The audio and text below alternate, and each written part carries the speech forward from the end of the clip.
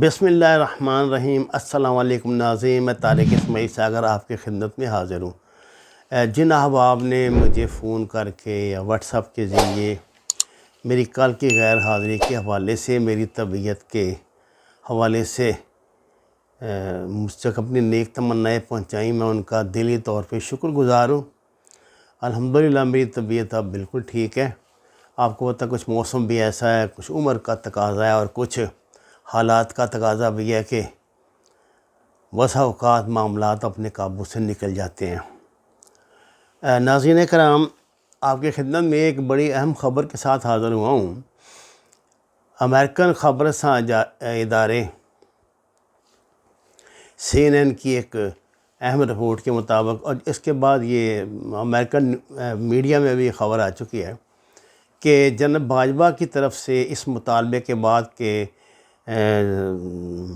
TTP جو ہے پاکستانی جو تنظیم ہے، دہشت گرد تنظیم ہے، اس کے حوالے سے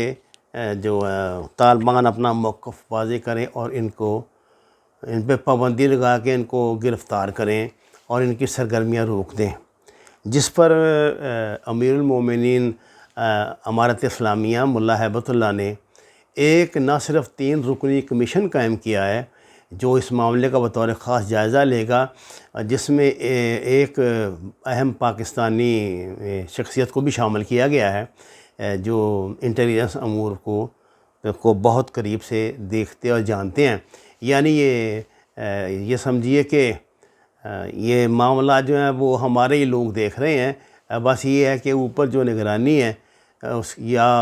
جو شمولیت ہے وہ ضرور افغان حکومت کی ہے۔ انہوں نے فوری طور پہ TTP کو حکم جاری کیا ہے کہ وہ پاکستانی حکومت کے آگے سرنڈر کریں، کیونکہ ان کو عام معافی کا اعلان حکومت نے کر دیا ہے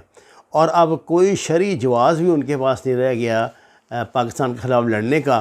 اور اپنے تمام ہتھیاروں سمیت جو ہے وہ سرنڈر کریں۔ اور اس کے لیے انہوں نے ان کو فی الوقت تو 3 دن کی مہلت دی ہے کہ اس دوران وہ خود بھی معاملات کا جائزہ لیں گے اور دونوں طرف کی اور ان کی بھی جو کچھ گزارشات ہیں وہ بھی سنیں گے، گو کہ یہ ایک رسمی آپ کو پتہ کارروائی ہوتی ہے لیکن بہرحال کرنی پڑتی ہے۔ تو ناظرین کرام، یہ خبر جو ہے امریکن ذرائع ابلاغ کے حوالے سے آ رہی ہے، اس لیے اس کی اتھینٹسٹی کو چیلنج نہیں کیا جا سکتا۔ رپورٹ کے مطابق کمیشن نے کالعدم TTP کو خبردار کیا ہے کہ وہ پاکستان سے معاملات طے کریں۔ کالعدم TTP کے ارکان عام معافی کے بدلے ہتھیار ڈالیں اور پاکستان چلے جائیں۔ اراکین کی جانب سے انتقامی کارروائیوں اور مظالم کی تحقیقات کرائیں گے۔ طالبان رپورٹ کے مطابق پاکستان افغان طالبان نے اس پیش رفت پر تاحال کوئی باضابطہ موقف جاری نہیں کیا، کیونکہ جب اس پر عمل ہو جائے گا اس کے بعد ہی ظاہر باقاعدہ موقف تو جاری ہوگا، لیکن پاکستان کے تمام عسکری اور ملکی اداروں نے اس کا خیر مقدم ضرور کیا ہے اور امید ظاہر کی ہے کہ اس اعلان کے بعد اب TTP کی جو اہمیت ہے وہ ختم ہو کر رہ جائے گی۔ ناظرین کرام، اس وقت جو افغان حکومت ہے، اسلامی حکومت ہے، اس کی ہر ممکن کوشش یہ ہے کہ جس طرح بھی ہے نا، سب سے پہلے تو پاکستان جو ان کا قریبی ہمسایہ ہے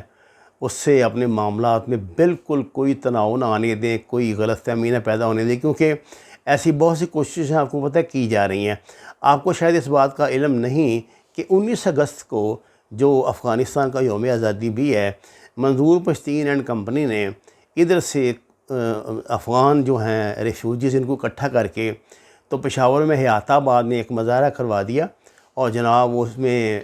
امارات اسلامیہ کے خلاف نعرے لگوا دیے اور ان کو ظالم قرار دلا دیا، یہ کر دیا وہ کر دیا۔ پاکستان کے خلاف وہ کو مظاہرہ کرتے تو اور بات تھی، اپنا ملک تھا، لیکن یہ بات پاکستان کے لیے وہ گوارا نہیں ہے کہ ان حالات میں طالبان کے خلاف غلط پروپیگنڈا کر کے، مطلب اس حکومت کے خلاف اب تو طالبان کا وجود ختم ہو گیا، اب تو باقاعدہ وہاں امارت اسلامیہ حکومت بن گئی کہ اس کے خلاف مظاہرہ کر کے معاملات خراب کیے جائیں، جس پہ انہوں نے 160 جو ان کے سرگرم مظاہرین تھے اور جو یہاں بظاہر تو وہ پاکستان میں بطور افغان مہاجرین ہی رہتے تھے، یہ ان کے مطلب ان کے جو شناختی کارڈ ہیں وہ یہی ہوتے ہیں، وہ ہیں جو پاکستان میں پیدا ہوئے، پل کے جوان ہوئے، لیکن اصل میں یہ نوکری کر رہے تھے ادھر کی مزدور پی ٹی ایم کی، اور پی ٹی ایم کے کہنے پہ بڑی غلط حرکات کے مرتکب ہوتے رہتے ہیں۔ ان لوگوں کو پاکستان نے 160 لوگوں کو پکڑا، ان کے شناختی کارڈ کینسل کیے اور ان کو ادھر سرحد پر امارت اسلامیہ کی حکومت کے حوالے کر دیا کہ انہیں کی جو تکلیف ہے آپ سے، آپ اس کا ازالہ خود ہی فرما لیں۔ ناظرین کرام، میرا خیال ہے کہ پاکستان حکومت کے اس اقدام کے بعد خاصی ٹھنڈ پڑ جائے گی، اور ویسے بھی اپنی اوقات کا تو منظور پشتین کو اور دراوڑ محسن داوڑ کو اور جو تیسرا وہ جو ہے افرا صاحب کھٹک وغیرہ، ان کو پتہ لگ گیا ہے۔ مجھے یہ سمجھ نہیں آتی کہ ان لوگوں کو کیا تکلیف ہے۔ دیکھیے نا، پہلے تو یہ کہتے تھے کہ پاکستان مداخلت کرتا ہے جی ادھر ان کے معاملات میں، اب وہ تو حکومت ختم ہو گئی، بھاگ گئی۔ اور حیرت کی بات یہ ہے کہ موجودہ افغان حکومت کی طرف سے اس کو اشرف غنی کو اور امراللہ صالح کو، جس نے پنجشیر میں باقاعدہ جنگ بھی شروع کرا دی اپنی دانش میں ان کے خلاف، ان کو ان کی طرف سے متعدد مرتبہ اور اب باقاعدہ باضابطہ طور پہ آفر کی گئی ہے کہ وہ جب جی چاہے افغانستان میں آ جائیں، اپنی سیاست کریں اور یہاں پر رہیں۔ ان کو ماضی کے کسی بھی امر کے حوالے سے نہ پوچھا جائے گا، نہ کچھ کہا جائے گا۔ میرا خیال ہے اگر اس اعلان کے بعد بھی یہ دونوں یہاں نہیں آتے تو پھر یہ ہے کہ ان کوئی دال میں کالا ہے، اور یہ ظاہر ہے جن کے نوکر ہیں ان کی نوکری کر رہے ہیں، ان کی ملازمتی کر رہے ہیں۔ اب امریکن میڈیا کے اندر بہت مضبوط ہی آواز بلند ہو رہی ہے کہ اس مرتبہ ان کا سابقہ بدلے ہوئے طالبان سے پڑا ہے۔ جہاں تک معاملہ ہے یہ کابل ایئرپورٹ کا، تو اس بات تو کابل حکومت یعنی امارات اسلامیہ کی طرف سے یہ اعلامیہ جاری ہوا ہے، ایک وضاحت اعلامیہ، جس میں بتایا گیا ہے کہ امریکن حکومت سے جو ان کے مذاکرات ہوئے تھے، اس میں امریکن حکومت نے ان سے کہا تھا کہ 31 اگست تک یہاں جو یہ ایئرپورٹ ہے اس پہ امریکہ کا مطلب امریکہ کا کنٹرول رہے گا، اور اسی سلسلے میں امریکہ نے بلکہ اپنے بعد بھی تو انہوں نے یہ کنٹرول ترکی کی افواج کے حوالے کیا ہوا ہے، نیٹو کے حوالے سے۔ وہ اس سلسلے میں ترکی سے ان کے امارات اسلامیہ کے مذاکرات بھی چل رہے ہیں۔